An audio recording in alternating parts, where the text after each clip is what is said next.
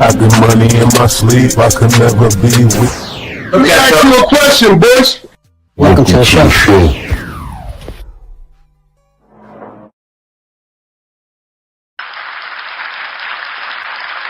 Welcome to the show. Dark Side Activate. Dark Side back in the building. Let's get this shit going, man. You feel me? Crazy, crazy week as usual. The content don't never stop. It's your boy Bush. We back at it again. We're gonna set it off with the Fat Joe controversy. A lot of shit going on. I've been speaking on this topic. You know, my channel ain't where it need to be, but fuck it, I'm delusional. We gonna be the biggest. We the biggest. Pause. But anyway, yeah, man. I spoke on the Fat Joe stuff. A lot of exaggerations, a lot of cap, things like that. And he made some mistakes, said some things that activated certain people. And the one thing that was going kind of crazy was the Corey King response. Put that video up, as for my channel, it's looking pretty decent. But Fat Joe sent out the Goonie, one of them dudes. You feel me? He sent out one of his boys to send a fair warning. Leave Fat Joe alone. He ain't say it like that. He was being cool. He wasn't trying to be super tough, but he was like, if you shit on me, basically, and Fat Joe, if you shit on Fat Joe, he got the right to shit on y'all. That's what he was saying, basically. Yeah, and that's no doubt for sure. But why is he sending you? Like, is you shit on niggas? This is the internet, Playboy. But ain't nobody scared of no type of tough guy threats. None of that. Let's get that straight for sure. Nobody's scared of none of that. I'm sorry. That's a fact. You already know. Every man should be able to protect himself. Every man, if you speaking on this shit, it's the content. Everybody want to, be a tough guy, but this is the content world. If you fuck up, they gonna shit on you. They gonna talk about you. That's what we do. We talk shit, and that's what it is. That's the world we live in. Sorry, I didn't create it, but I do definitely participate in it. For sure. I got a job. A nigga make money. This shit is my hobby right now. But like I said, man, once you activate the dark side, it becomes dangerous. Shout out to the dark side. Everybody on the dark side. I fucks with it. But first, Hood War Chronicles. I told you, activate the dark side, they coming.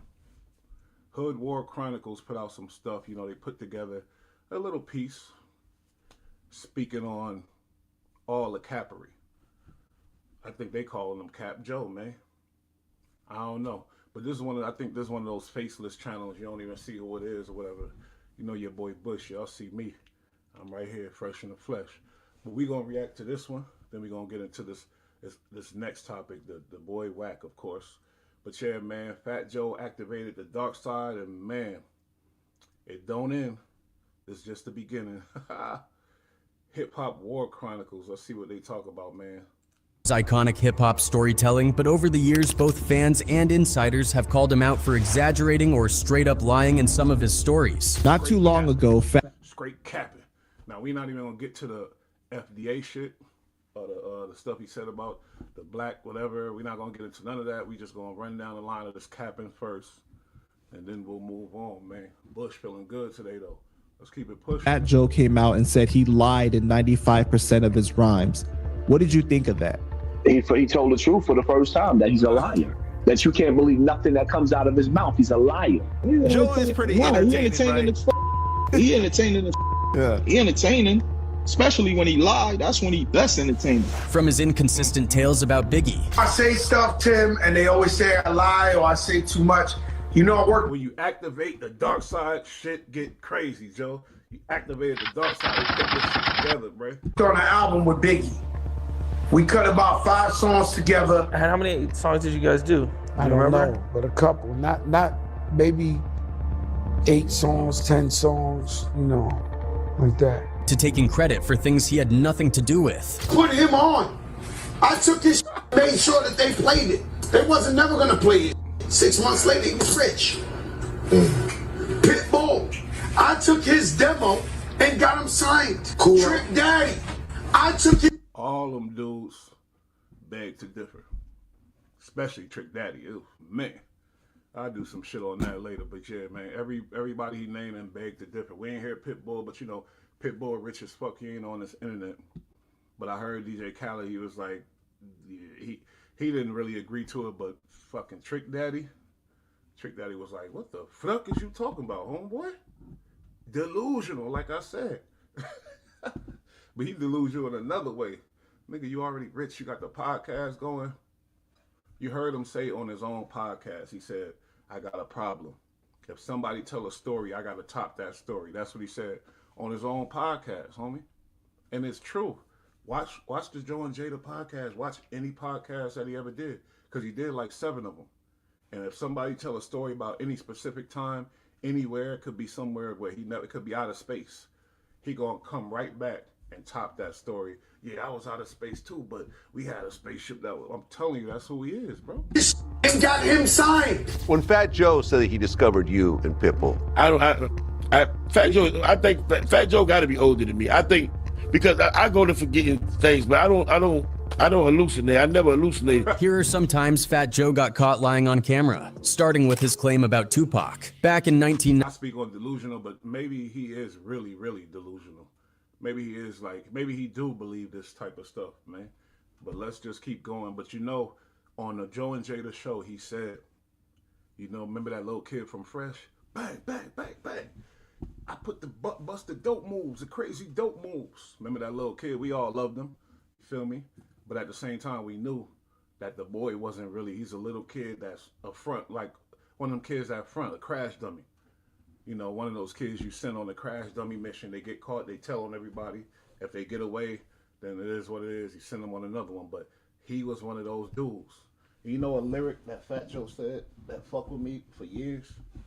He said, put me in cuffs and crush what I lusted to dust. Plus, they want to sell my soul, but they know Big Joey Crack will never rat a cat that he knows. You never rat a cat that you know. So you're not going to rat on the cats that you know. What about the cats you don't know? That's what he said, bro. It's your boy Bush, man. When you activate the dark side, shit get crazy. 95, Fat Joe was on the radio talking about the infamous East Coast versus West Coast beef. During that broadcast, he said some things that allegedly caused tensions with Puerto Rican inmates who were loyal to him. And they asked me the question, yo, Joe, what you think about Tupac and all? I said, yo, he's cool, but, you know, if they step to me, it's gonna be some shit. Tupac's locked up upstate in New York. The Puerto Ricans hear that, and they're, Poppy, Tupac got beef with Fat Joe. According to Joe, Tupac somehow got wind of the situation and personally called him from prison, asking for help dealing with a Puerto Rican inmate who was supposedly giving him. We got 1,000 people saying that was cap. And I'm sure he gonna do it. I do my reactions, they be epic. I never watch it. I watch it with y'all. But it's 1,000 people that was like, what? That don't make no kind of sense at all. Trouble. I had a phone call from Greg Nice, who pretty much put me in the game, one of my brothers. He said, yo, Joe, I got Pac on the other line. I was like, Pac? Joe claimed they had a conversation, cleared the air, and that there was no animosity between them. He even said he sent a message to his guy, Charlie Rock LD, asking him to hold Pac down in prison. Charlie Rock LD, a name I mentioned on this channel many a times, because growing up, I'm a New Yorker, you know, / Californian. But when I went to junior high school in New York, and when I was coming up, you know, went to high school in New York and Brooklyn till the 10th grade when they expelled me. But I was a fan of Fat Joe because he was a Puerto Rican dude. He came out way back in the day. Flo Joe was hard. Back in the day, I know the whole song. So when on the album, his first album, he screamed out Charlie Rock LD. I think Charlie Rock LD been locked up most of his career, you feel me? But this is some guy that I think put a lot of credibility on Fat Joe when he was using his name. And then when he got out, he shitted on him, man. That was bad. Corey King mentioned that too, but the boy shitted on him, and he resting in peace now. Rest in peace, Charlie Rock LD, man. Tupac was like, yo, these Puerto Ricans is on me. Like, you said something in the radio. I don't got a problem with you, Joe. Like this, I know what's up, this. And so, you know, we sent the kite out to the Puerto Ricans and be like, nah. But in a recent interview, Tupac's cousin, William Lassane, shut that story down completely. He explained that while Fat Joe definitely had power with his Puerto Rican people, the idea that Pac needed his help just didn't make sense. I know he got strength with Puerto Ricans, his people. But as far as Tupac being in prison, and to call Joe to keep the Puerto Ricans off his back because they think that he got beef with Joe in the street or some. I don't know about that. According to Lassane, the people who ran the New York State prison where Tupac was being held were actually people who knew and loved Pac. But a lot of people who run the prisons in the New York State penal system are people that we know. Let alone that, it was like, I'm sure 1,000 niggas ready to put their life on the line for Pac, because Pac was a star by that point. Pac was Tupac. Pac put out Brenda's Got a Baby, Keep Your Head Up, Dear Mama, all that type of stuff, which captured the heart of a lot of niggas, you feel me? So I'm sure there was a lot of dudes in there that was protecting Pac off top. We seen the jailhouse interviews from Pac, man. He looked good, he was comfortable, he was talking the shit, and he didn't seem like, oh, you know, he didn't seem like he was in distress or none of that. He was good, so I don't believe that shit. I've been to prison too. It don't even make no type of sense at all. You smell me?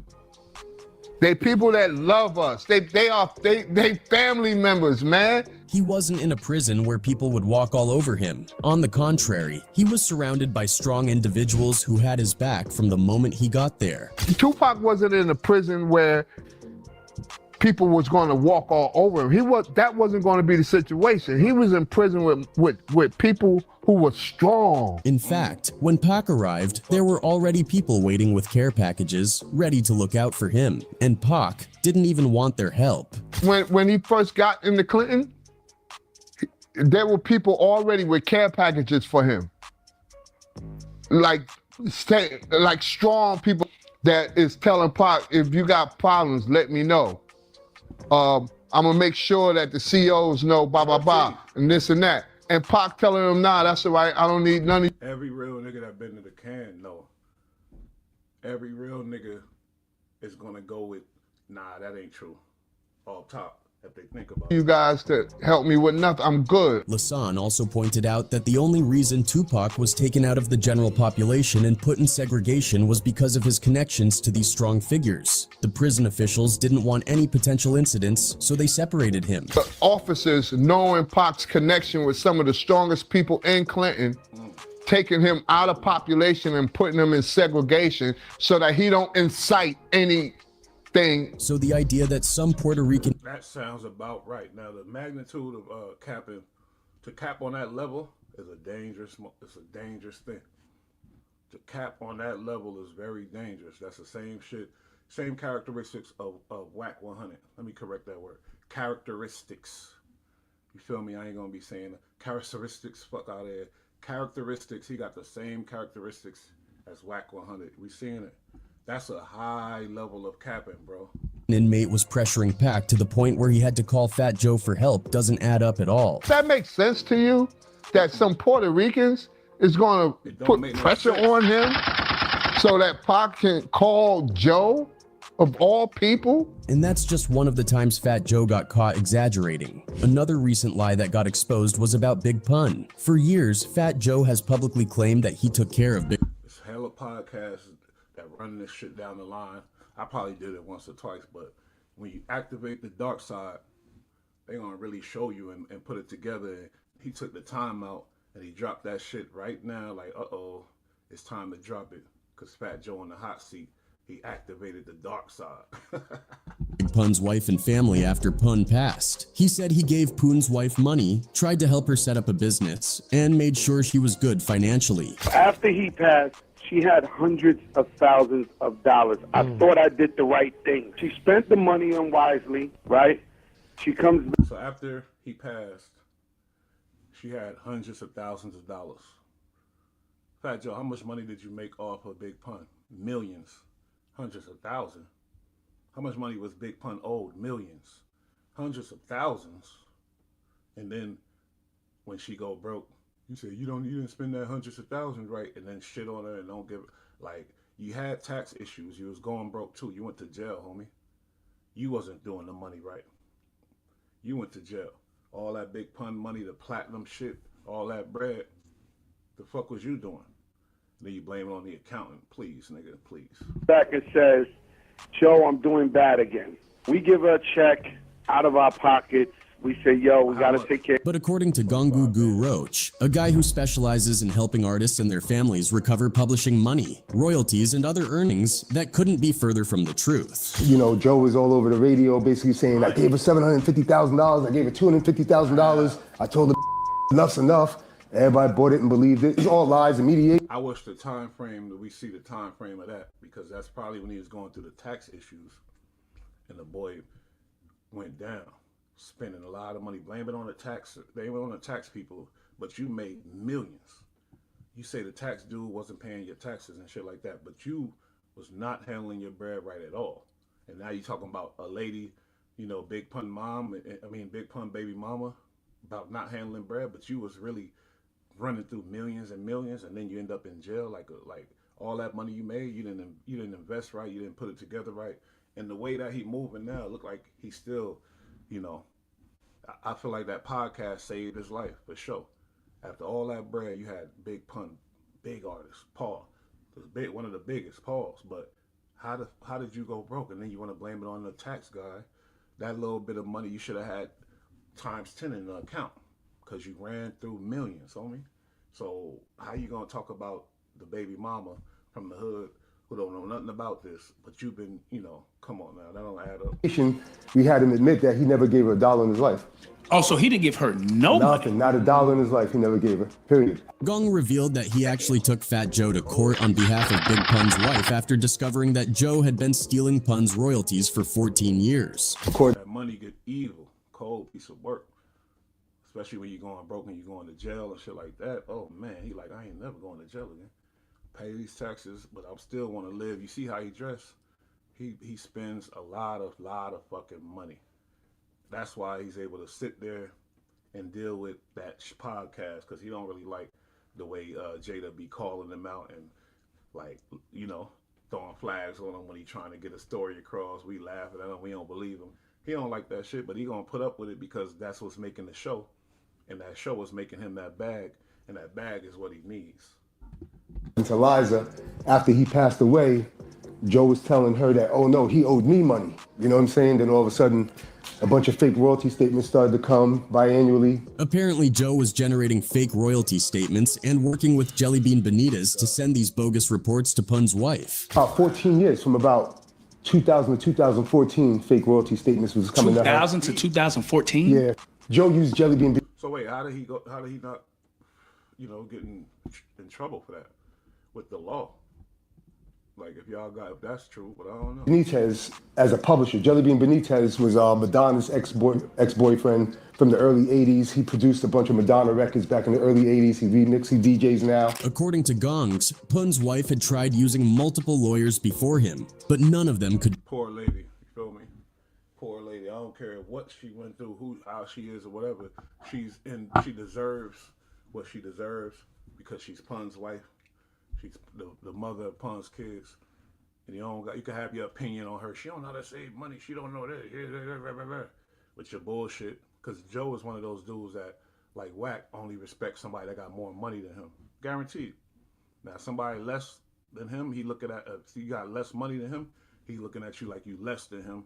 He ain't trying to hear nothing. Ain't making no excuses for her. He's just going to shit on her. She should have did this, that. I gave her $200,000. Where's that?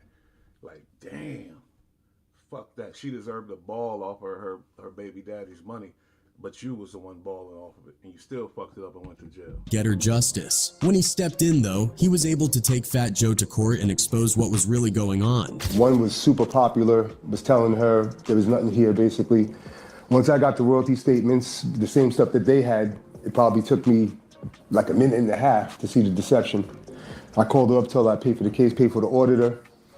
Took him to court. And here's where Fat Joe's lies really start piling up. Not only did he claim he gave Pun's wife money when he actually didn't give her a dime, But he also went on interviews saying there was never a court case in the first place, when there absolutely was. Gonga even said he couldn't believe how easily people believe Joe's lies. He was on Drink Champs and other platforms basically saying, I went to court and the judge said, "What are you doing here?" And I walked out. He basically went on the platform saying that there was no court case. I don't understand. Gongu also, like I said, the level of fucking cap is dangerous. But then they so minuscule minded, they don't think somebody will put all the facts together and bring it out. You feel me, on some Diddy documentary shit? Because that's what's gonna happen with a lot of these niggas.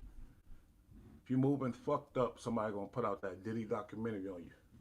The Diddy documentary is coming for all you foul ass niggas in the industry, in the game, and everything. That Diddy documentary is definitely coming, because that's what it is. It's content now, content world. Y'all motherfuckers better watch up, yo. Swear to God, only documentary they gonna do on the God is solid shit, nigga. But that Diddy documentary is coming on all you foul dudes. Revealed that when a Big Pun movie was in the works, the people behind it wanted Fat Joe involved to use his influence and connections to help push the film. We were trying to do a Big Pun movie and stuff like that, right? And basically, we were like, hey, let's get Joe involved. You know what I'm saying? Because it's going to be bigger with Joe. If you do it without Joe, Joe can get all these other people involved. But according to Gongu, Joe allegedly refused to help unless Pun's wife publicly stated that he never stole from her. Of course, she refused, because he did steal. Because she's not gonna lie. She's probably a God-fearing woman. You could call her all you want, judge her or whatever, but she's not gonna sit there and lie for you. So she turned down the bag because she's not gonna lie. See, Joe think the bag gonna save him from everything. From her.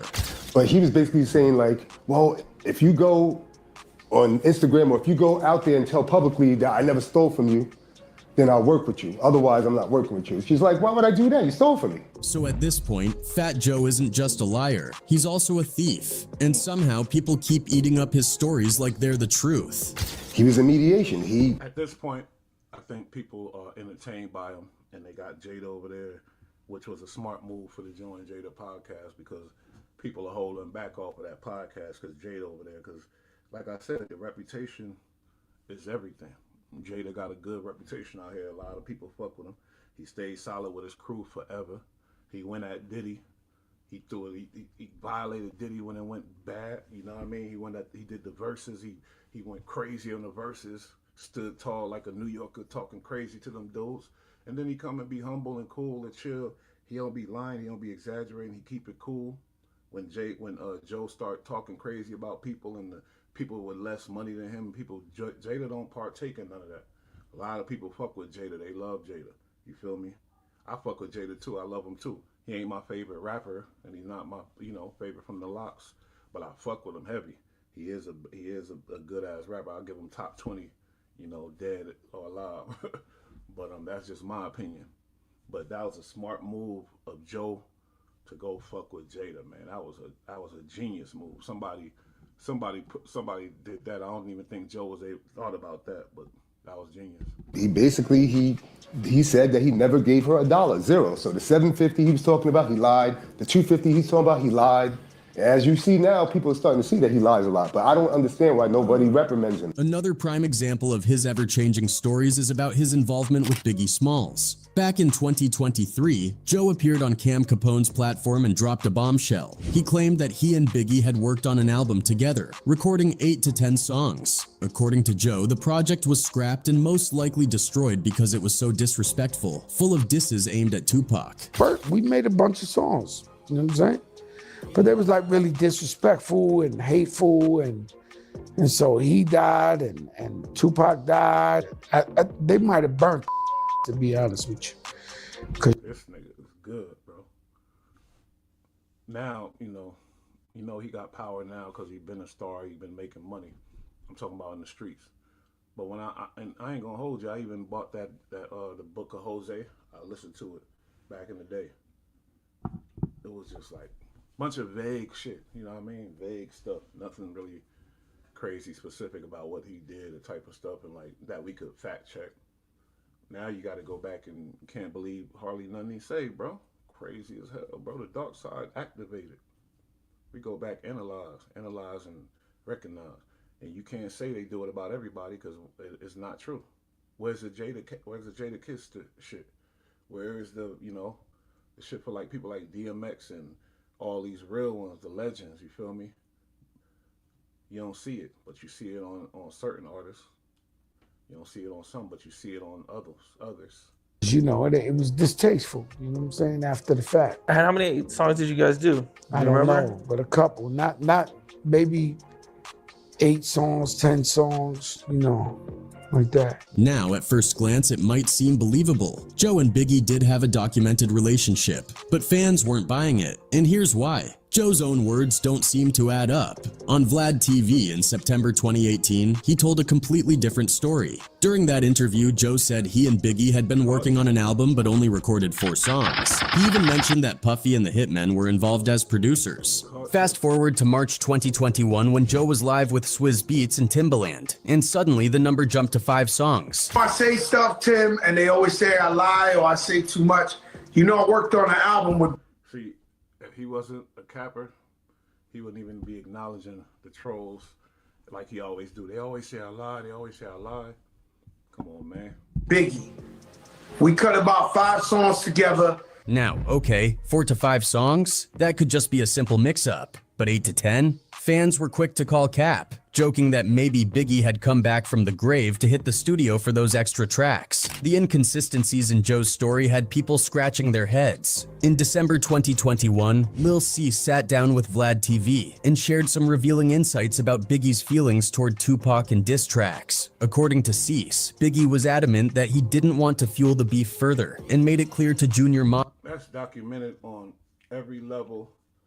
Even Biggie told Mobb Deep, nah, y'all ain't dropping that. If y'all drop that LA, y'all ain't on the album. He told CNN or somebody, he told Mobb Deep and them, we ain't fucking with that. We ain't dealing with that. We ain't putting nothing into that. No energy into that. So it's well documented. Other rappers disputed that. You know, rappers that don't have the label of a cap, like Prodigy, you know, Capone, Noriega, these dudes got solid reputations. You don't see all these videos on these dudes. Now, Fat Joe tried to attack the dark side of what as he called it, the dirty side. They talk about your mama, they talk about da-da-da, which is not true. We all know that too. But he said the dark side talks about everybody. That's not true, homie. That's not true at all. Every other rapper, you the only one, homie. You the only one, basically. Mafia that recording diss tracks was off limits. He even warned them, saying, we do talk shit about everybody, but when it comes to being calling them a liar and saying they be capping and all that, nah. We talk shit. We talk shit about people for what they do. If somebody do something stupid, says something stupid, yeah. But you had a reputation as a capper for a very, very long time, and it's not added up, my boy. If any of you guys record this track, I'm no longer messing with you. That's how strongly Biggie felt about staying above the fray. Cease claimed that no one in the crew went against Biggie's wishes, which speaks to how much weight Big's opinion carried. Then, in January 2022, Cease appeared on The Art of Dialogue and gave more context, this time directly addressing rumors about Biggie and Fat Joe allegedly working on an album together. Cease, who was with Biggie almost every day, shut those rumors down, saying he had never heard of Biggie recording songs with Fat Joe. Salute to Cease, though. He told the truth. Fuck being politically correct, tell the truth. He explained that while he might have overheard Big and Joe discussing the possibility of collaborating, no actual tracks were ever recorded. I've seen an interview from Fat Joe, and he said that him and Biggie was working on an album together, and he said that they had a whole lot of Tupac disses on the album. How you feel about him saying that? I don't think so. I'm sure I was around for a lot of stuff, and I didn't hear none of that at all. Cease also made it clear that Big wasn't the type to create full-on diss tracks aimed at Tupac. He might throw in a subliminal jab here That looked like Cease was waiting for that question. He answered that shit quick. and there, but a full-on diss wasn't his style. Ultimately, Cease expressed doubt that such an album or even a collection of songs existed. Interestingly, there's a rumor about a clip that allegedly surfaced on World Star Hip Hop a few years back, where Diddy himself addressed the claims of an album between Biggie and Fat Joe, supposedly Supposedly, Diddy said he had no knowledge of such a project, making it impossible to confirm or deny its existence. However, since the actual clip can't be found, it's become one of those stories lost in the ether of hip-hop lore. Fans remain skeptical though, since Diddy is known for being all about his money. It's hard to believe he'd let any of Biggie's unreleased material, especially during an era where posthumous releases were booming. There's no way in hell artists like Biggie did any type of song, any lyric on wax that is not out right now. That's somebody that's not out making some money right now. No way. Even if it was dissing Pac or whatever the fuck, somebody would have sold that shit and got it off and then let somebody else release it. There's no way in hell. Though if those songs are done, there's no way they're not out right now. That's just plain and simple. Everybody know that, man. It and go to waste. On the other hand, if the alleged tracks were full of Tupac disses, it's also understandable why Diddy might have shelved them to avoid further controversy. Cuban Link, another voice in the conversation, has also cast doubt on the existence of any such songs or an album. Cuban, who had his own experiences with Biggie and Fat Joe, acknowledged Cuban was nice. He had them bars on that label. He was nice on Terror Squad. I fuck with Cuban Link, man.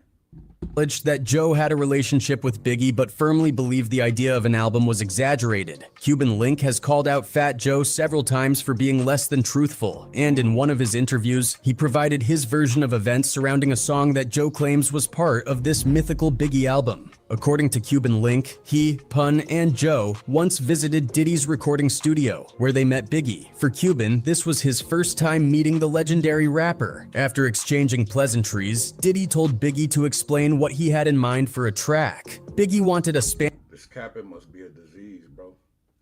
Fat Joe it must be a disease to be just lying like that at that age, just lying. Or did you tell your wife or your daughter or something, these things, and then now you gotta keep up with it? You told people this shit back in the day before this internet era. So now you gotta keep up with these lies. That sounds about right. I just put it together. He told these people this stuff way before the internet era, before this podcast era. Didn't think it was gonna be like this. But what's in the dark gonna come to light, bro. I guarantee. He had to keep up with the lie. There was no way out of it. Spanish-flavored intro to bring a unique vibe to the song, something with Spanish gangster spice. Among the group, Cuban was the only one fluent in Spanish, but as a rookie at the time, he wasn't sure he could pull it off. With some encouragement from Pun, Cuban stepped up to the mic, and together he and Pun laid down the intro Biggie envisioned. Biggie loved it and hyped them up for their contribution. Then Fat Joe jumped on the mic to add his own flair to the track. He said, Puffy told Big, hey, yo, tell them what you want from them so they could do it in the studio. You know what I'm saying? Maybe they could do it. You know, because you say you wanted some Spanish. You know what I'm saying? And, Pun and Joe, was there. And Pun looked at me once we heard Biggie say, nah, I was the rookie at the time, real rookie, like, to do this. So they both put me to do this. So me and Pun went, and he told me, yo, the twin, take the lead. So then after me and Pun went. I definitely believe him. I believe him on that. And we know this was Pun's homie. Pun introduced him. Pun brought him in the Terror Squad. And did our stuff. Biggie was like, yeah, he was hyped up. Then Joe went in there and he put his spice on top on a separate track by himself. Here's where things get messy. Cuban Link claims that Fat Joe is now taking credit for the Spanish intro that Cuban and Pun created. He alleges that Joe is using a snippet of this track to push the narrative that he and Biggie recorded an entire album together. He used that little snippet right there to sell the fact that he did an album with Biggie. Incredible liar. Wow. Disgusting. That's what I'm saying. It's a disease, man. That level of lying is dangerous for the culture. Cuban sees this as a blatant exaggeration and has been vocal about calling Joe out for it. For Cuban, the truth is simple. There was no album, just a single track with a collaborative vibe in the studio. But Fat Joe's controversial stories about Biggie and Tupac aren't the only things stirring up drama. In 2022, he sat down for an interview and made another bold claim, this time saying he was responsible for getting Trick Daddy and Pitbull their record deals. Put him on. I took his made sure that they played it. They wasn't never gonna play it. 6 months later, he was rich. Pitbull. I took his demo and got him signed. Cool. Trick Daddy.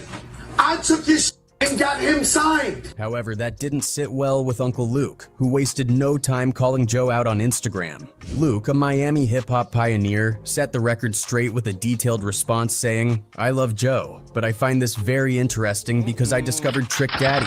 He did his first song with me as soon as he got out from being locked up, and he stayed with me. I also discovered and signed Pitbull to the platinum-selling Luke Records label.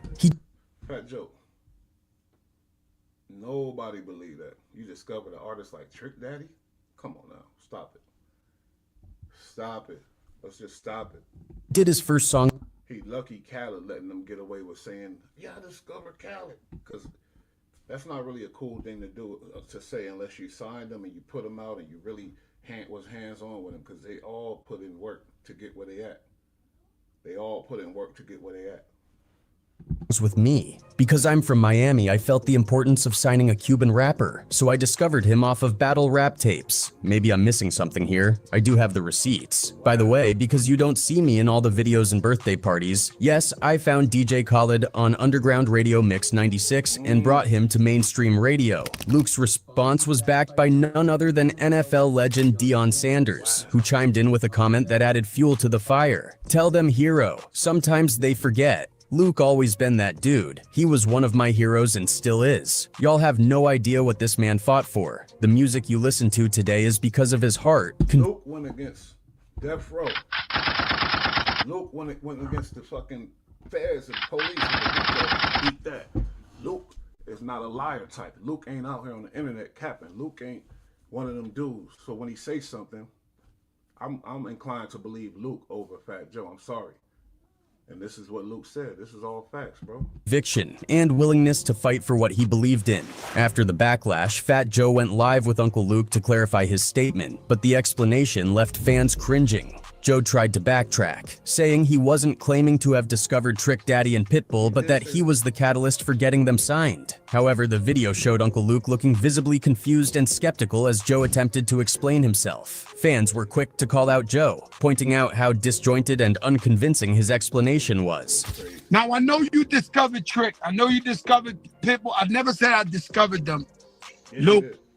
I took his demo out of love for hip-hop. Even Trick Daddy weighed in on the situation. In his view, the idea of an East Coast rapper like Fat Joe helping a Miami artist get a deal didn't make sense, especially back in the day when there was significant tension between East Coast and Southern rappers. Trick stated plainly, there was no Southern artist that was doing any kind of work or had affiliations with the East Coast rappers because they weren't on good terms. So for him to think that somebody from the East Coast would go get a brother from the South, let alone Miami, and take his music to go get him a deal with no points or strings attached. The level of lies is dangerous.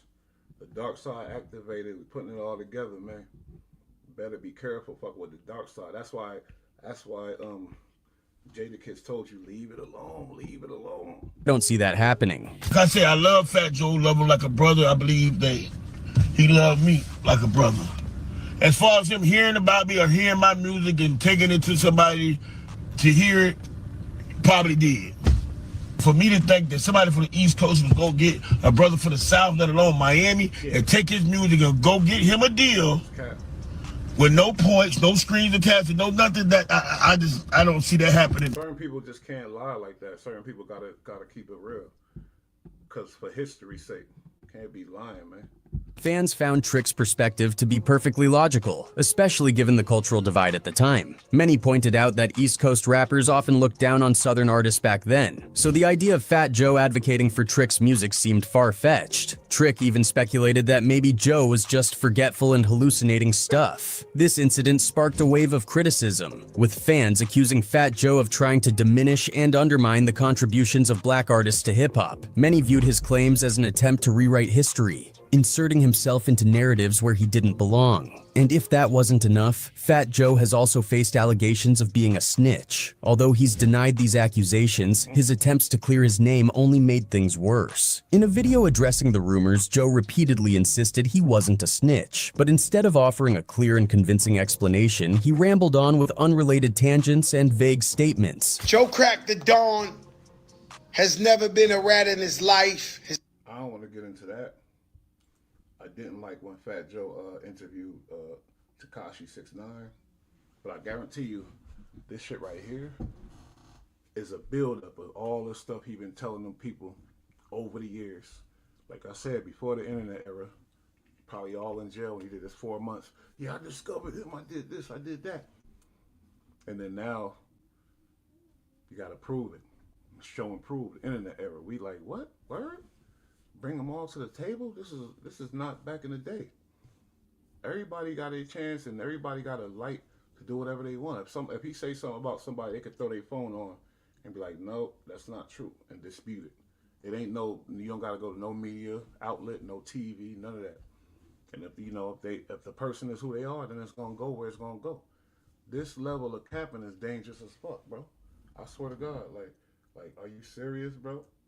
Are you serious, blood? Now let me stop. But hold on, let's keep going a little more. 50 Cent was riding high on the success of his classic debut album, Get Rich or Die Tryin', and had crowned himself the King of New York. His meteoric rise and brash persona rubbed a lot of other rappers the wrong way, Fat Joe included. But their beef didn't officially ignite until October 2004, when Ja Rule released the track New York. On the song, Ja Rule took aim at 50 Cent and both Fat Joe and Jadakiss were featured. To 50, this was a clear sign that Fat Joe was siding with Ja Rule in their feud. And if you know anything about 50, you know he doesn't let things slide. In response, 50 dropped a diss track aimed at every New York rapper he had issues with, making sure to take direct shots at Fat Joe. Joe didn't hold back either, claiming in interviews that he would punch 50 in his face. Things escalated further when 50 called into DJ Case Life's show on Hot 97 in February 2005 to diss Joe live on the air. Joe, hearing this, quickly called in himself, firing back by calling 50 a fake gangster and blaming his antics on steroids. By June of that year, Fat Joe dropped his album All or Nothing, which featured the track My Fofo, a clear diss. I ain't gonna hold you, Fat Joe went at 50 though. He went at him. Aimed at 50. The tension came to a head at the 2005 MTV VMAs where both rappers were present. During his speech, Fat Joe made a jab saying, "I'd like to thank G-Unit for all the police protection tonight," implying 50 Cent was working with law enforcement. I like to tell the people home, I feel so safe tonight with all this police protection courtesy of G-Unit. 50, never one to let an insult go unanswered, clapped back during his performance, cursing Joe out on live TV alongside Tony Yayo. That show is man. Boy. You know that niggas is Fat Joe later claimed this incident cost him a sneaker deal with Jordan, a loss he estimated at $20 million. Later that year, 50 Cent released Window Shopper as part of the Get Rich or Die Tryin' movie soundtrack. He didn't stop there. He dropped an alternate version of the song to take shots at Nas, Ja Rule, Jadakiss, and of course, Fat Joe. In 2000, y'all believe Fat Joe lost a sneaker deal for $20 million for a dub? See? Exaggerations, probably was 2 million. 2008, the feud reignited when G-Unit released the mixtape Return of the Body Snatchers, featuring the track I'm Leaving, where 50 went directly at Fat Joe again. Joe responded by calling 50 obsessed with him in a video that surfaced online. That same year, Fat Joe released his album, The Elephant in the Room, and 50, Ever the Troll, dropped the Elephant in the Sand mixtape on the exact same day. The cover art and the title were entirely dedicated to clowning Fat Joe. To make matters worse, 50 publicly revealed Fat Joe's first week album sales, just 46,000 copies, and compared them to his mixtape downloads, which hit over 400,000 in the first week. Seizing the moment, 50 released a video titled Fat Joe's Funeral, where he mocked Joe's poor sales and claimed his career was dead. Activated the dark side, bro. This is all facts. This is not live. In 2009, Fat Joe released Jealous One's Still Envy 2, and 50 didn't miss the chance to troll him again. This time, 50 made a comedy video warning fans not to listen to the album, joking that it was so bad it sent him to the hospital. However, in 2012, the beef finally came to an end, but under somber circumstances. Music executive Chris Lighty, who had played a significant role in both their careers, tragically passed away. During their feud, Lighty had often urged them to squash the beef, but it wasn't until his funeral that they took steps to reconcile. Both 50 and Joe attended, and while they didn't exchange words at the service, they later shared a stage at the 2012 BET Awards during a tribute performance for Lighty. During rehearsals, the two finally met. made amends. From that point forward, Fat Joe and 50 Cent officially squashed their beef. Since then, they've been spotted together on multiple occasions. Who you think was nice first, Fat Joe or 50? Like I said, Fat Joe respect people that got more money than him. He went to jail for 4 months because he didn't pay his taxes. 50 by that time balling out of control, still rich as fuck. I guarantee Fat Joe put out the olive branch first, like, fuck with me, homie, fuck it, it's over. Whether performing side by side or just hanging out. Although Fat Joe continues to be a respected figure in hip-hop, these missteps have certainly tarnished his reputation for some. Man, so... We all know what Wack one... Hold up. Activated the dark side. They on him heavy. That channel was good, you know, Hip Hop Chronicles. Go check it out, like and subscribe. You know, it's AI based. People don't want to put that face on it, pause, but everything they said was facts, bro. All that stuff was facts. Fat Joe, the biggest thing is the Big Pun shit, you know. The Big Pun wife, that's for me, that was fucked up. Charlie Rock LD, that was fucked up. When you outside looking in, you know what I mean? You was raised a certain way and you looking at life a certain way, and then you hear these things that turn it upside down, turn the history upside down. And then the boy is known for lying, because I wanted to believe him when he said what he said about Pun wife or whoever else. But he's wrong, bro. He in the wrong for that, man. And then he coming at the dark side for what? You know how much big, you know, these dudes out there get talked about. They don't even acknowledge this shit. You coming into this internet world, I guess you taking the whack route. The route where, fuck it. My name in the algorithm, that's what we want. Let's get paid. Hey, that's cool, I guess. But for what? But like next, look, we on this next topic though. You know, because Aunt Hefe already said what he said to Wack. He said, meet me, I don't want to do no more, nothing. We just gonna meet up and squabble. If not, leave me alone. But we know Wack ain't gonna leave him alone. But shout out to Hip Hop History. Let's go ahead and react to this. Get into it like fluid. See what's really going on. 100 is known for. All his extortions and finessing rapper have been exposed. And today we're about to dive. As soon as you activate the dark side, it's over. And they said that when academics said, "Oh, Wack is robbing Blueface." Here we go, Hip Hop History. Let's go back and do the research. Into how he finessed each one of these rappers with some paying 70% of their revenue to him. What's good? It's your boy Hip Hop History, and today we're about to expose one of the most calculated schemes in hip hop. Just imagine this. While you're watching your favorite rappers flex on Instagram, posting pictures of chains, cars, and cash, there's I see they changed the voice, the AI voice. They made him more black.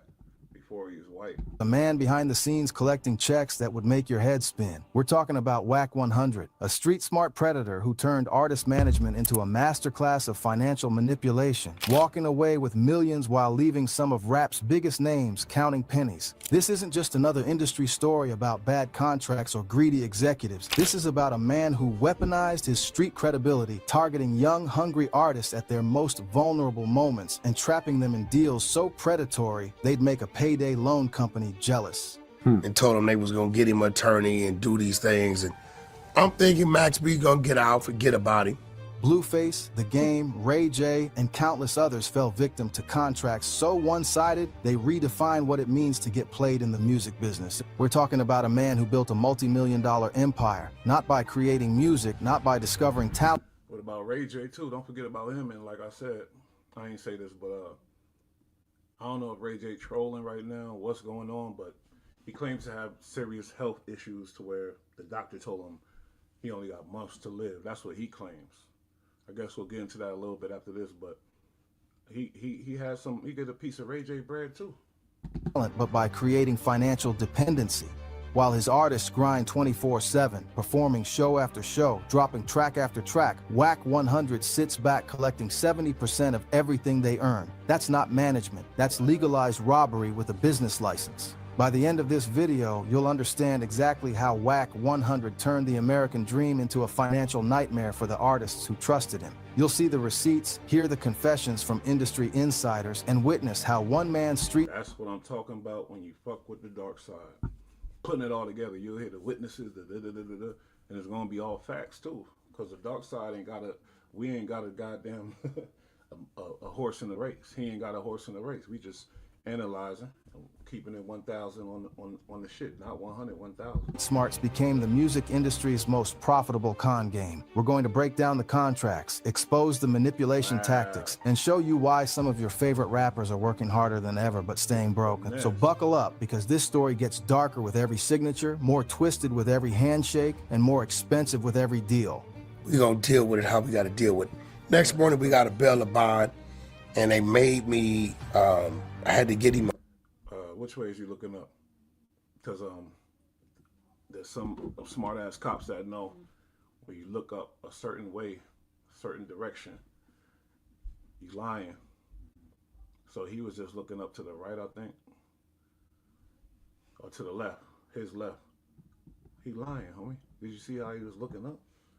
The boy was just looking up to the left, to the left, to the left. Hold up, let's bring it back. Profitable con game. We're going to break down the contracts, expose the manipulation tactics, and show you why some of your favorite rappers are working harder than ever but staying broke. So buckle up, because this story gets darker with every signature, more twisted with every handshake, and more expensive with every deal. We're going to deal with it how we got to deal with it. Next morning, we got a bail a bond, and they made me, I had to get him a place out there. This is how Whack 100 finessed rappers for millions, and why the hip-hop community is finally waking up to the biggest scam in music business history. Before we dive into the finessing, let's talk about who Whack 100 really is and how he transformed from street soldier to music industry manipulator. Born Cash Jones in Pacoima, California, this man didn't start his journey in boardrooms or recording studios. He came from the concrete jungle of Los Angeles, where he built his reputation as a member of the Treetop Piru Bloods, one of the most notorious sets in the city. That's the problem with AI. They say all kind of shit. Treetop Piru. I know he sound like a nigga and all that, but that's an AI. And my homie, you're gonna have to figure out when you hear that, when you get to those type of words, you gotta go and spell it different so you could pronounce it like Piru.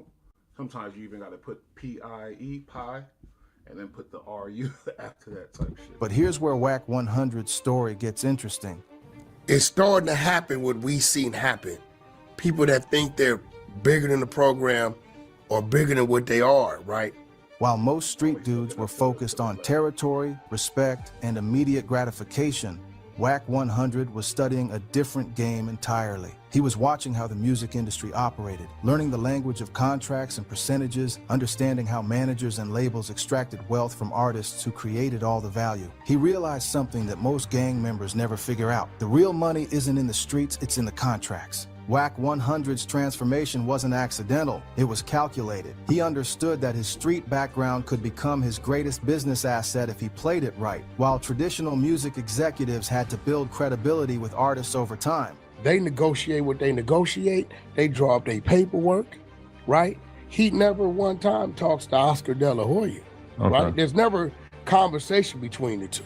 Whack 100 already had something more valuable, authentic street credibility that couldn't be bought or faked. Artists from similar backgrounds would automatically trust him in ways they'd never trust a suit-wearing executive from Beverly Hills. The genius of his approach was keeping one foot in each world. He maintained his street connections, his reputation in the hood, his credibility with gang-affiliated artists, but he also studied the business side with the intensity of someone preparing for war. He learned contract law, understood revenue streams. Right, so the minute you get attorneys involved, see if you have something, right? That's yours. It's yours. And you got the consent to have it. Mastered the art of negotiation, and most importantly, he figured out how to identify and exploit psychological vulnerabilities in young artists. By the early 2000s, Whack 100 had positioned himself perfectly. He had the street credibility to gain artists' trust instantly, the business knowledge to structure deals in his favor, and the ruthless mindset to prioritize profit over everything else. When artists looked at him, they didn't see a predatory executive trying to exploit them. They saw someone who understood their world, someone who had walked their path, someone who would protect them from the industry sharks. That perception became his greatest weapon and their biggest mistake. Because while Whack 100 was busy convincing artists that he was protecting them from predators, he was actually the biggest predator in the room. He just wore his predatory nature like a badge of honor, calling it street smarts and business acumen. Conservative estimates put WAC 100's current net worth at around $3 million, but industry insiders suggest the real number could be significantly higher when you factor in his various business ventures, real estate investments, and the percentage cuts he's been collecting for years. Every dollar of that wealth came from the same playbook: identify vulnerable talent, gain their trust through cultural connection, lock them into. One thing I want to know is the diaper situation real? That big diaper situation he got going on with Nick Cannon in Africa. Because if it is, then his artist that he been finessing should have had interest in a piece of that, things like that. But I doubt he's doing that for them. But man, it's funny because he got these artists on his label because they looked at him as a street dude that was looking out for them, a big unk who went to prison, who was gangbanging, who know all the shit, and really looking out for them like a real one, like Top Dog, you know. Top Dog is, from what everybody here and what it's looking like, he's a solid type of dude. Now, Wack now, in the beginning, using the streets, using the prison, using his gang connections and all that. But later now, when he up where he want to be, I guess, where he going, he's switching it up and he's denouncing all that shit.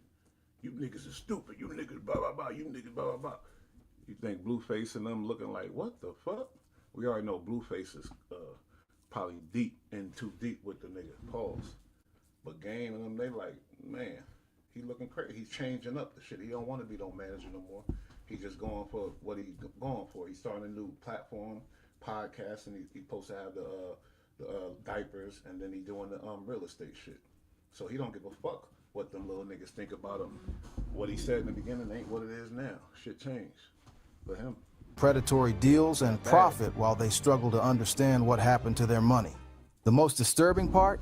WAC 100 has never hidden his methods. He talks openly about taking large percentages. He brags about his deal-making abilities. He positions his exploitation as business expertise. He's built his entire public persona around being the street-smart businessman who outsmarts naive artists. And somehow, artists keep lining up to work with him. The Blueface. Finesse. A masterclass in psychological manipulation. Wow. 630 to 1600. Let's start with perhaps WAC 100's most documented and disturbing finesse, the Blueface situation. This case study reveals everything you need to know about how WAC 100 operates, why his methods are so effective against young artists, and how he turns vulnerability into profit. Picture this. It's late 2018 and Blueface is just starting to explode onto the hip-hop scene. Though is gaining serious traction on social media, the internet is buzzing about this new West Coast rapper with the unconventional offbeat flow, and everyone in the industry is scrambling to figure out who this kid is and how to get a piece of his potential success. Record labels are making calls, managers are reaching out, and the feeding frenzy is beginning. But Blueface wasn't just any emerging artist. He was exactly what WAC 100 specialized in exploiting. He was young, maybe 21 years old, coming straight from the streets of Los Angeles with zero knowledge about the music business. He had raw talent, viral potential, and most importantly, he had no idea what his career could be worth or how to protect himself from predatory deals. He was a perfect target. Excuse me, man, like, would you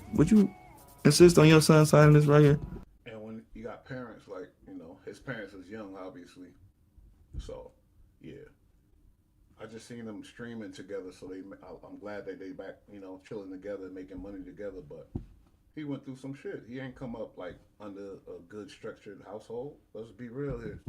Like, you know, like if I was your son, would you recommend this?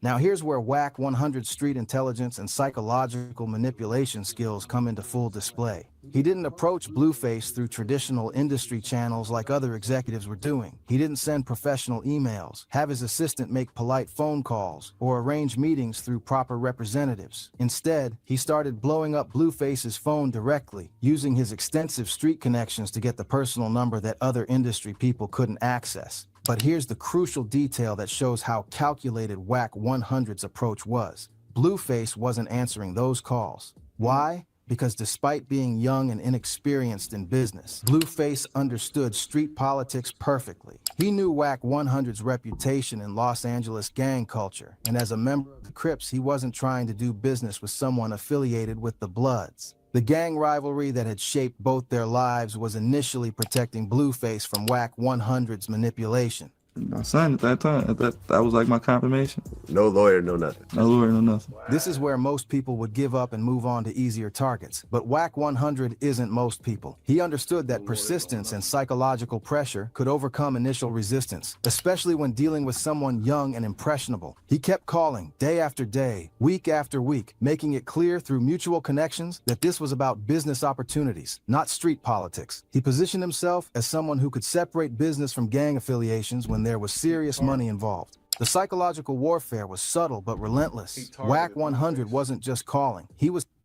targeted Blueface because he knew Blueface wasn't going to eat like, I could finesse this kid. He targeted him. That's a fact. Having other people call on his behalf, creating a sense that everyone in Blueface's circle thought he should take the meeting. He was building social pressure while maintaining the appearance of being respectful and patient. After weeks of this coordinated campaign, Blueface finally picked up the phone. The conversation was brief, but Whack 100 made every word count. He didn't waste time with small talk or lengthy explanations. He told Blueface directly that he had something that could change his life forever, that he'd seen Blueface's potential and wanted to help him capitalize on it properly. But instead of asking Blueface to come to his office like a traditional business meeting, Whack 100 made a power move that revealed his understanding of street psychology. He sent a black luxury truck to pick Blueface up personally. Like, I'm not a big Like fan. going viral. No. I'm not a big fan of flashing the money. Going viral? Who you think he learned that going viral from? A lot of that shit damaged his career as a real rapper, like as one of those dudes that's in that level, going viral with all these reality shows and all the dumb shit. He learned that from Whack content. Like, if you go to my song, you never see me flash money. Think about the psychology behind this gesture. A young rapper from the hood sees an expensive vehicle pull up specifically for him, with a driver who treats him like he's already a star. It's not just transportation, it's a preview of the lifestyle being offered. It's a demonstration of resources and respect that immediately elevates Blueface's perception of his own value and Whack 100's capabilities. When Blueface arrived at Whack 100's house, the psychological manipulation went into overdrive. This wasn't just a nice house. This was a mansion that Hey, hip-hop history on point with this one. Hip-hop history is on point with this one. I ain't gonna hold you.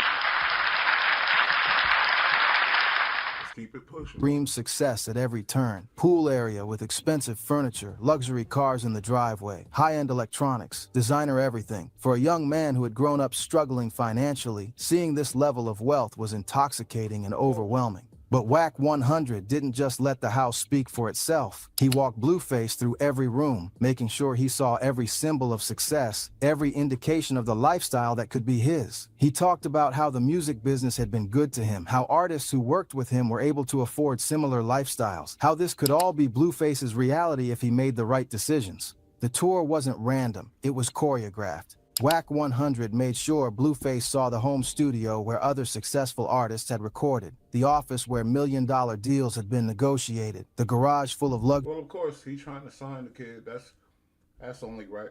He got to do that, you know. So that was what Whack was supposed to do in that situation. So, yeah, you know. But what he did after that, and he made them contracts, like, I guess he made it bigger to where Blueface like, fuck it, I'll sign whatever he put in my face. Luxury vehicles that represented the fruits of smart business decisions. Every stop on the tour was designed to build desire and create urgency. But here's the most calculated and disturbing part of Whack owned his masters, probably. The whole setup. Whack 100 had the contract already printed and waiting on the dining room table. Not in his office, not in a briefcase, not in a folder marked business documents. The contract was laid out on the family dining table like it was a dinner invitation surrounded by the trappings of domestic success and family wealth. The message was crystal clear. This isn't a negotiation, this is an opportunity. This isn't a business transaction, this is a family invitation. This isn't something you need to think about, this is something you need to act on immediately before the opportunity disappears. Blueface, overwhelmed by everything he was seeing and feeling the pressure of the moment, asked the one question that would seal his fate forever. He turned to Whack 100's wife, who had been present during parts of the house tour, and asked her directly, "If I was your son, would you tell me to sign this contract?" When he asked me if I was your son, would you have me sign this contract? And I said, yes. Without hesitation, without qualification, without suggesting he read it first or consult a lawyer, she looked him in the eye and said yes. That endorsement from a woman, from a mother figure. You know, Blueface regret that. They're gonna have some real heavy smoke in the future. Him and Wack, man. From someone who appeared to have no direct financial stake in the decision was the final piece of psychological manipulation Blueface needed to hear. And just like that, without reading the contract, without consulting a lawyer, without understanding what he was agreeing to, without negotiating any terms, Blueface signed his financial future away. The contract wasn't just bad, it was predatory on a level that would make payday loan companies jealous. Here's where DJ Academics enters the story and exposes the whole scheme to the public. According to Academics, who obtained and analyzed the actual contract details, Wack 100 didn't just sign Blueface to his label for a standard percentage. He structured the deal to maximize his own profit while minimizing Blueface's earnings in ways that bordered on financial abuse. The contract gave Wack 100's label 50% of all of Blueface's music revenue, already an extremely high percentage for a new artist with viral potential, but that was just the beginning. Wack 100 also made himself Blueface's exclusive manager, which meant another 20% cut of everything Blueface earned. Think about the mathematics here. Wack 100 was taking 70% of everything Blueface made, leaving... So he already had him on a label. If he would have signed him, got him a real manager, maybe Blueface's career would have went better and he wouldn't have landed in jail. But no, Wack want to be the manager too. Damn, it's finesse. The actual artist with 30% of his own work. But the exploitation went even deeper. The contract wasn't limited to just music revenue. Wack 100 structured the deal to include touring income, merchandise sales, endorsement deals, appearance fees, social media monetization, everything. Every single dollar that Blueface's name, face, or talent could generate had to flow through Wack 100 first, and 70 cents of every dollar stayed with Wack 100. For an artist who was just starting to see real money for the first time in his life, this meant working harder and harder while seeing less and less actual profit. If Blueface wanted to put $100,000 in his own pocket, he needed to generate over $330,000 in total revenue. That level of constant hustle becomes exhausting and unsustainable, but stopping means financial collapse. The genius of Wack 100's approach was that he made it seem like he was doing Blueface a favor. He positioned himself as the street-smart businessman who could navigate the industry's complexities, the protector who would shield. We keep having these hearings, and you guys don't have any new paperwork for me to violate this person. Blueface from the real sharks in the music business. In reality, he was the biggest shark in the water, and he had just convinced his prey to swim directly into his mouth. When the contract details became public through DJ Academic's reporting, the hip-hop community was genuinely shocked. Industry veterans, many of whom had seen their share of bad deals, called it one of the most predatory contracts they'd ever encountered. Entertainment lawyers pointed out that the terms were so one-sided that they bordered on unconscionable and might not even be legally enforceable in some jurisdictions. But for Blueface, the public exposure came too late. He was already locked into the deal, already dependent on Wack 100's system, already trapped in a cycle where he had to work constantly just to maintain his lifestyle. I mean, you know, play devil's advocate. Blueface, my nigga. First of all, it could have been a thing where he like, fuck, I'ma sign this, become a star. Fuck all the other shit, I'll worry about that later. And that's what some ghetto boys do, you feel me? But, and I don't blame him for that. But what this is doing is exposing how foul and grimy this shit get, how foul the game get, and how foul Wack 100 get. And that's what we do on the dark side though. But whew, man, that's a lot of money. Getting out would require expensive legal battles that could drag on for years and cost more than the contract was worth. This is the Wack 100 playbook in its purest form. Identify young talent with viral potential, overwhelm them with displays of wealth and lifestyle, create psychological pressure through cultural connections, eliminate opportunities for outside counsel or reflection, and lock them into deals that generate millions for him while keeping them dependent and financially struggling. Blueface was just the beginning, and the blueprint was now proven to work. If the Blueface situation demonstrated Wack 100's ability to manipulate inexperienced artists, the game situation revealed something even more sinister and sophisticated. Don't tell me the game was getting jacked like that now. Not like that. The game is irreparable too. The game is a little older. The game was signed to 50. He's an artist that was been through it. Not like Blueface. The game been, you know, in the business. So willingness and ability to steal established artists from legitimate management companies using nothing but street politics, intimidation, and psychological manipulation. The Game wasn't some naive young artist when Wack 100 entered his orbit. He was already an established name in hip-hop with multiple successful albums, industry connections, and professional management. He had a team in place, systems that were working, and the kind of career infrastructure that most artists spend years trying to build. But Wack 100 saw an opportunity, and when Wack 100 identifies an opportunity, existing contracts and professional courtesy become completely irrelevant. The situation began when the Game was experiencing some typical friction with his existing management team. I started managing an artist named Stacey Adams. Right. That day I left, I didn't leave with a phone number, I didn't leave with nothing on him. I started managing an artist named Stacey Adams, and I'm thinking, you know what, I could use a game feature. This wasn't unusual. The relationship between artists and management is always complex, involving creative differences, financial disagreements, and personality conflicts. The Game's management wasn't perfect, and there were probably some legitimate issues around booking strategies, communication problems, and the usual industry politics that create tension between artists and their representatives. But instead of the Game working through these issues professionally or seeking mediation, Wack 100 positioned himself as the solution to problems that weren't really that serious. He began reaching out to the Game directly, completely bypassing his existing management and violating every principle of professional courtesy that governs the music industry. Here's how the psychological manipulation began. Wack 100 used their shared blood affiliation as the foundation for trust and connection. He positioned himself as someone who understood the Game's world in ways that his current management, who were probably industry professionals without street backgrounds, never could. I get a call from Briss, me and the man that just left, Lil Jon, had just met. We at the Four Seasons on Doheny. I'm up there with Suge, Lil Jon pull up, him and Zap. I've been Zap for you there. Briss called me, tell me, you got him blocked in at the Hyatt on Sunset. This wasn't about business expertise, industry connections, or proven track records. Hey, I don't blame Wack for that either.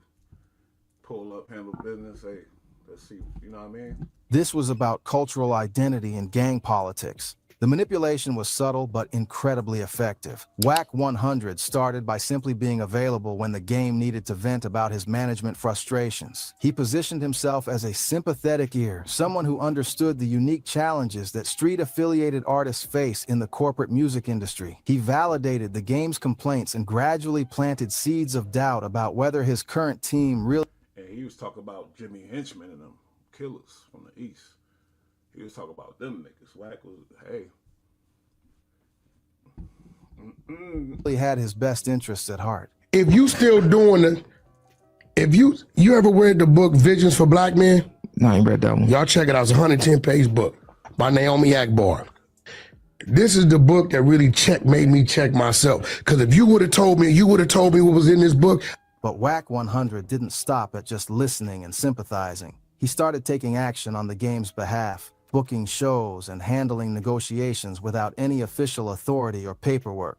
He was essentially acting as the Game's manager while the Game still had a management company under contract. This created a parallel power structure that undermined the legitimate management team while making Wack 100 appear more effective and responsive. The booking strategy was particularly calculated. Wack 100 focused on getting the Game high-profile, well-paying gigs that his existing management might not have been able to secure. This created the impression that Wack 100 was more connected, more effective, and more capable of maximizing the Game's earning potential. What the Game didn't realize was that Wack 100 was taking significant percentages of these bookings without any formal agreement.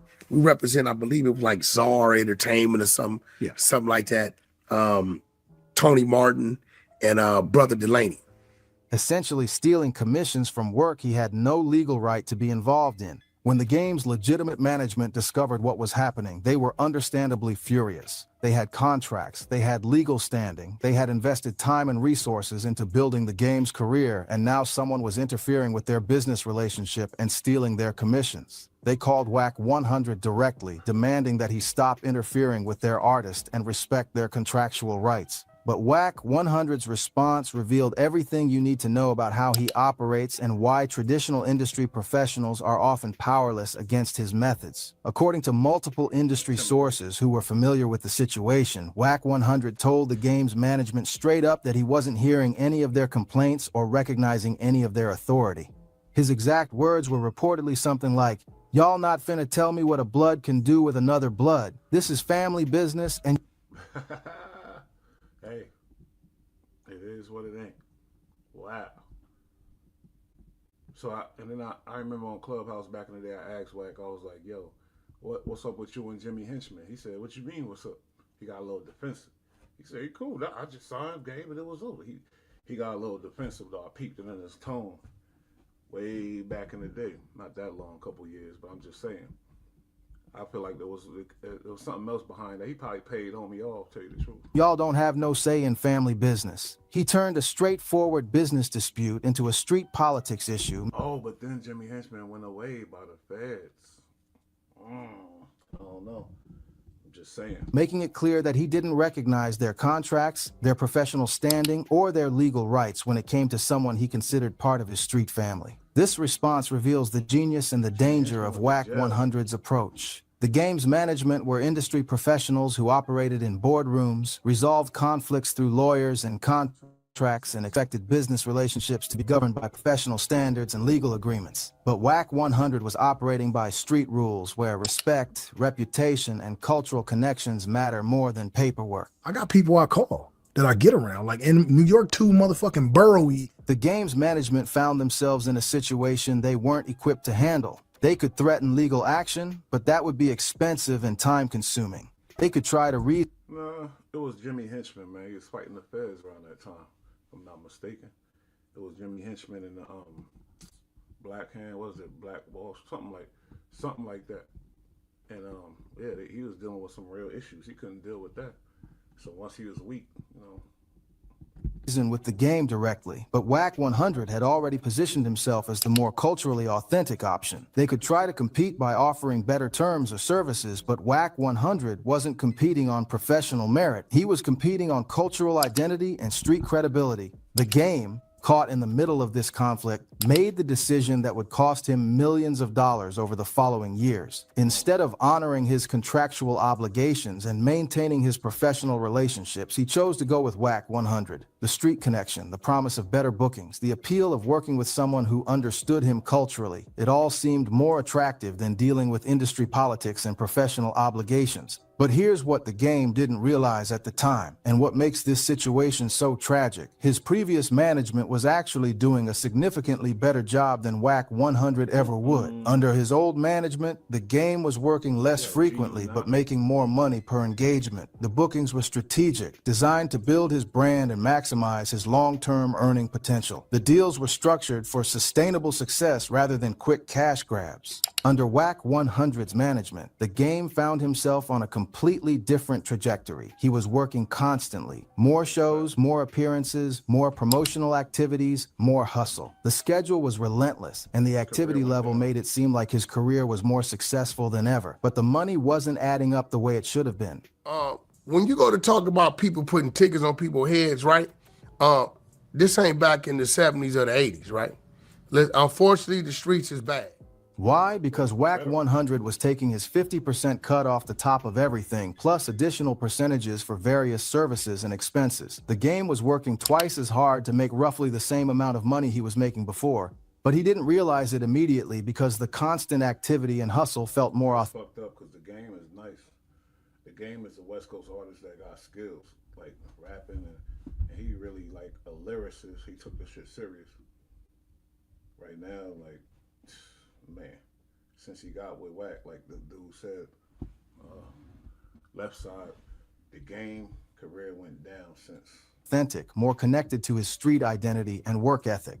This is the psychological trap that Wack 100 sets for all his artists. He makes them feel like they're winning because they're staying busy, because they're working with someone who understands their culture, because they're constantly in motion. But while they're feeling good about the relationship and the activity level, he's systematically extracting wealth from every aspect of their career. The game situation also revealed another crucial aspect of Wack 100's operation, his willingness to use intimidation and street politics to eliminate legitimate competition. When professional business people tried to protect their contractual rights and financial interests, Wack 100 made it clear that he wasn't operating by business rules or professional standards. He was operating by street rules, and in that environment, contracts and professional courtesy don't matter. Only power, reputation, and cultural connections matter.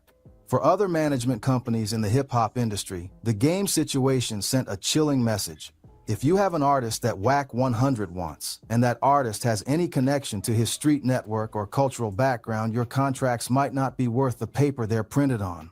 It established a precedent that showed how street politics could completely override legitimate business relationships in the hip-hop industry. You got finesse. That's called finesse. When you fuck with somebody at the beginning, get locked in on some shit, and y'all just about to do it, y'all locked in, he know everything about you, you know everything, and then you realize, oh, this motherfucker crazy. This motherfucker foul, this motherfucker this. And then it's too late and too deep. You know, that's what it is, man. He got finessed.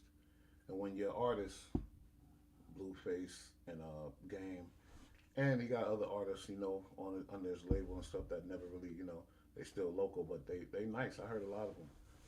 And your managers out there beefing with people like Nipsey Hussle, who was one of the Game's best friends. He talking shit about Nipsey when he dead. Talking shit about Pac, who every rapper was inspired by Pac. Talking shit about whoever he wants to, just reckless about the dead and crazy shit. Yeah, it's gonna hurt your artists. It's gonna hurt your artists because once the people see you running with that, yeah, the fans they ain't rocking with that, man. You're not supposed to talk about that. You're not supposed to speak on that as a manager. You fucking it up for your artists. But Wack don't give a damn. He want see that's the thing. Content. Once he started that content shit, Blueface career started going down and Games too. Long-term consequences for the Game were severe. He ended up working significantly more while building less wealth, trapped in a system designed to benefit Whack 100 at his expense. By the time he realized what had happened, he was already dependent on Whack 100's booking network and financial system, making it extremely difficult and expensive to leave. The Ray J situation represents a different and perhaps more insidious aspect of Whack 100's operation. What happens when a relationship starts legitimately but gradually transforms into exploit? Like I said, we praying for Ray J though. Fuck with Ray J. Came in the game young. Brandy Low. Unlike Blueface in the Game, Ray J came to Whack 100 as an established entertainment industry veteran with decades of experience, multiple successful business ventures, and sophisticated understanding of how the industry operates. He wasn't naive, he wasn't desperate, and he wasn't easily manipulated. But Whack 100 found ways to exploit him anyway, revealing the depth and sophistication of his predatory methods. Initially, the relationship between Ray J and Whack 100 appeared to be genuinely mutually beneficial. Ray J needed management that could handle both his music career and his broader entertainment business interests. He was involved in multiple ventures: music, television, technology startups, fashion, and needed someone who could coordinate these various activities while understanding the unique challenges of managing a celebrity brand. Whack 100 positioned himself as exactly what Ray J needed. He presented himself as someone who understood both the creative side of the entertainment industry and the business side, someone who could handle complex negotiations while maintaining the street credibility that was important. You got Ray J fucked up one night off a good one, because you know Ray J later started indulging a little extra heavy. He probably got Ray J some shit, you know, Whack dealt with extortion. Probably got a video of Ray J doing some crazy shit. Who knows? But I'm just saying, like, it ain't like he was a smart guy who finessed Ray J. I don't think it was some rough tactics that made him sign the Whack on. You know, you already know it was something, extortion, something. Important to Ray J's brand. For the first period of their relationship, this positioning seemed accurate. Ray J was getting booked for high-profile appearances, his various business ventures were being promoted effectively, and his overall brand was being managed professionally. The relationship seemed to be working exactly as it should. Ray J was making money, Whack 100 was earning his management fees, and both parties appeared satisfied with the arrangement. But as time progressed, Whack 100's true nature and priorities began to emerge. Instead of focusing on Ray J's actual career development and long-term brand building, Whack 100 became increasingly obsessed with generating quick money from Ray J's past controversies and personal history. Specifically, he became fixated on Ray J's history with Kim Kardashian and the infamous intimate tape that had launched both of their careers into the stratosphere years earlier. Here's where the situation becomes really problematic and reveals Whack 100's willingness to exploit his clients' personal lives for profit. Whack 100 started making public claims that he had access to additional unreleased footage from Ray J and Kim Kardashian's past relationship.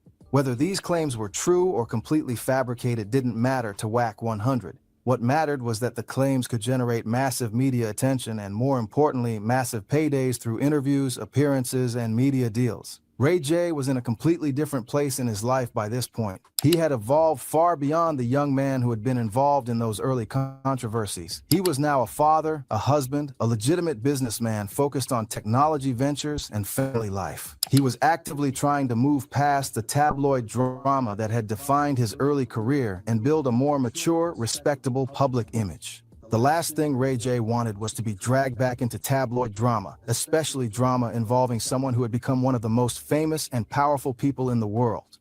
Kim Kardashian was now a billionaire businesswoman with massive cultural influence, and Ray J understood that rehashing their past relationship would be professionally damaging and personally embarrassing for both of them.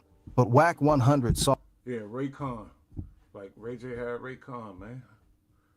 If he would have kept his image clean and did his thing, I don't know if he sold it or not, but that was worth some bread. I think he did sell it because it's still available, I think. But like once he destroyed that image, Playboy, and it happened under Whack 100, drinking and looking crazy all on these reality shows, doing goofy shit. That's not what a tech guy is supposed to be doing, or a big money guy looking goofy on reality shows. Nah, that don't add up. It's going to destroy shit.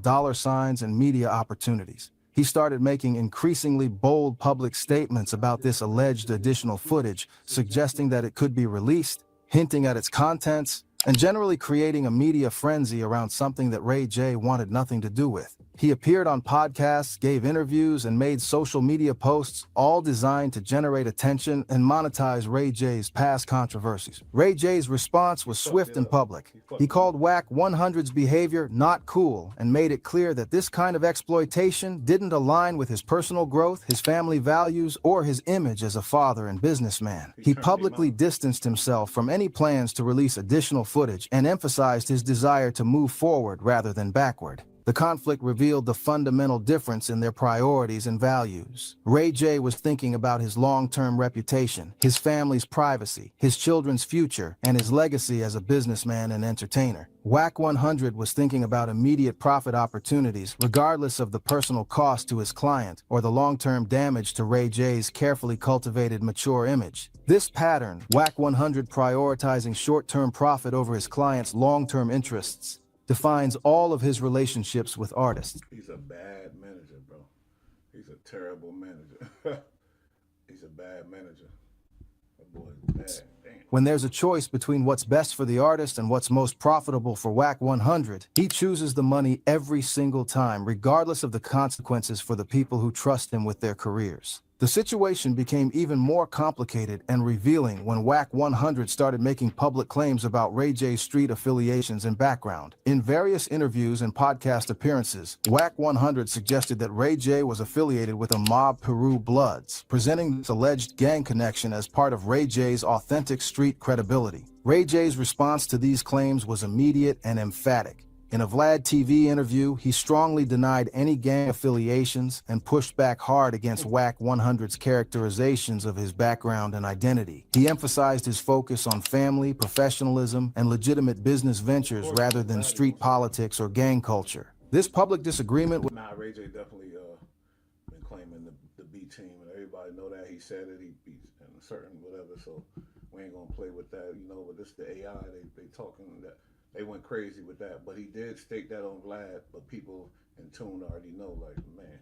Was significant because it showed that not all artists are willing to let Whack 100 control their narrative or exploit their backgrounds for his benefit. Unlike younger, less experienced artists who might go along with whatever their manager says publicly, Ray J had enough industry experience, personal confidence, and financial independence to publicly contradict Whack 100's statements about him. But the damage was already done. By the time Ray J was publicly contradicting Whack 100's claims and distancing himself from the controversy, the stories were already circulating in the media. The attention had already been generated, and Whack 100 had already profited from the drama. Ray J was left to clean up the mess, redirect attention back to his legitimate business ventures, and repair any damage to his carefully cultivated professional image. The Ray J situation illustrates several crucial aspects of how WAC 100 operates, even with experienced Yeah, like I said, Ray J going through the little things right now. Hold on, man, because he was just saying some stuff, and I'm like, wait a minute, is he trolling? Because it's, like I said, a level of trolling is real bad. If you got to go through that and say stuff like this, a lot of people don't really believe him, but he's saying he got some real issues. You feel me? And he was like basically talking like he's really, I don't know, but he looked fine. He ain't on no bed or nothing. So he's not in the hospital. He said the doctor said he got some months to live or something like that. So like I said, he comes under that whack shit, and then you think about the level of trolling. Is this just another troll? Like, you know what I mean? All right. But hold up, but we gonna peep it though, real quick. Then we'll get back to that because we gotta do some things here. What's up, everybody? It's Ray J. We're That's over. Hear everybody laughing in the background. It doesn't seem like a serious situation at all. we're live right now. We're coming off of a crazy run. I want to thank everybody for praying for me. I was in the hospital. He does look crazy though. He does look a little like, yeah. My heart's only beating like 25%, but as long as I stay focused and stay on the right path, then everything will be all right. So thank you for all your prayers. 2027. So you're not on no type of machines yet. Your heart is only beating at 25%. Seven is definitely a wrap for me. No, don't say that, brother. Don't say that. No, doctor. No, don't say that. Because when you say that, you're confirming what No, that's what they said. I don't No. But what they said, brother. You're going to live long. Guess what? You're going to live long to see your children grow up. He said 2027 definitely a wrap for me. That sounds crazy as hell. You can't be, and dude is right. You can't be believing what the doctors say most of the time. Well, what Ray J is so crazy. I don't know if the doctor actually said that, but if he did, I feel, I don't like that. I feel sad for the little for Ray J shit. He's somebody we watched growing up. You know what I mean? But like I said, he's a master troll. Artists who should theoretically know better.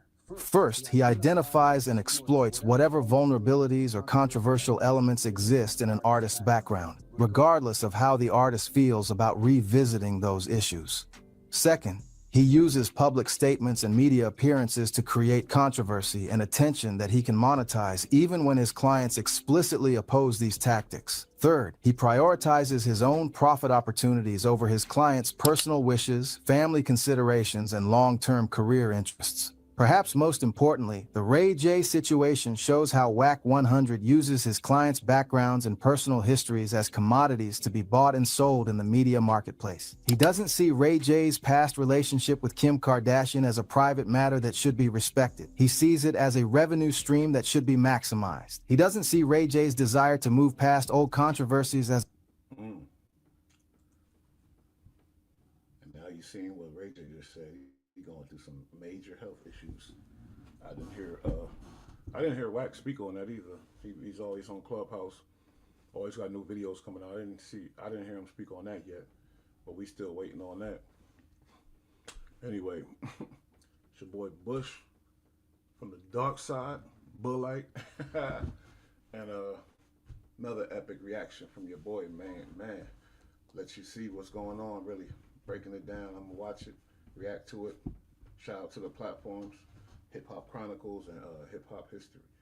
Hey, AI or not, there's a lot of facts in that shit. So make sure you like, share, subscribe. It's your boy Bush. We out with another one. We'll be back though. Peace. Gripped up, he ain't trying to fight. 2 keys make a nigga risk it. I'm on the road with a 2-piece and a biscuit. Getting caught, that ain't shit we talk about. A nigga talk when he caught, stab him in his mouth. I ain't even do shit. The crib working construction. We move bricks. Look at me now. I made myself. We did it for the love. We did it by ourselves. You know the same story on the block, rock for guap. Now we building the business underground to the top. A lost young nigga hustling on a dark road. I'm still a hustler, cause that's all I know. Flipping to the snow cause the tree was too slow. Now we Maji and Perk, we bout to cop a boat. I love my niggas though, last real niggas left. From the cage to the stage, we did it the best. Weak niggas got left, sleep niggas got slept. From the page to page, Brooklyn we born to rep.